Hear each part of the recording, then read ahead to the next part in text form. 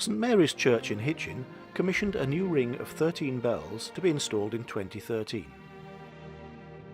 The original bells went away in November 2012, to be recast at the Whitechapel Bell Foundry.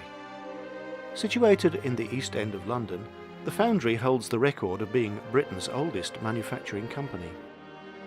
Famous bells cast there include the United States Liberty Bell and Big Ben, the bell in the recently renamed Elizabeth Tower at Westminster. To show how big it was, the profile of Big Ben hangs above the inside of the foundry door. Just a few weeks before the bells went away, a group of bell ringers from St Mary's went to the foundry to see the casting of the 5 new treble bells. The guide was able to use this detailed model to describe the process of casting bells. A mould is made from what is known as loam.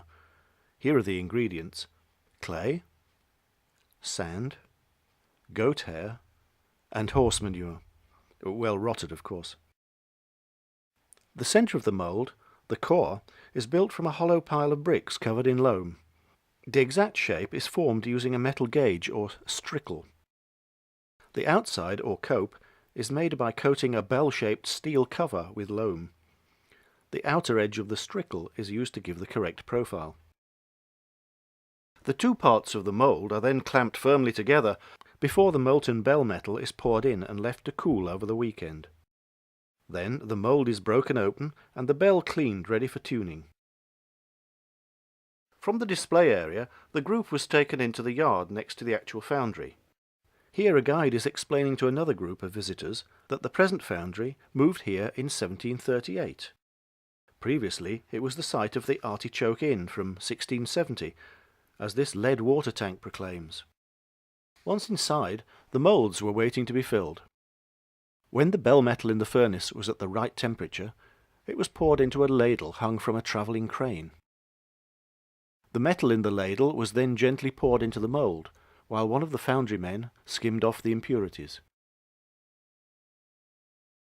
Excess metal went into ingots for use on a later occasion.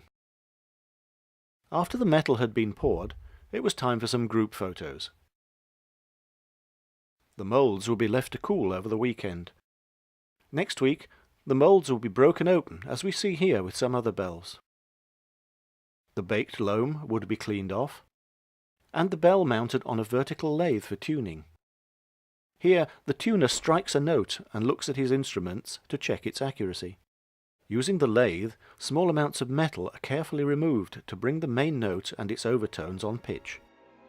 The finished bells, like these outside in the yard, would then be ready to go back to the bell hangers to be fitted to their new frames.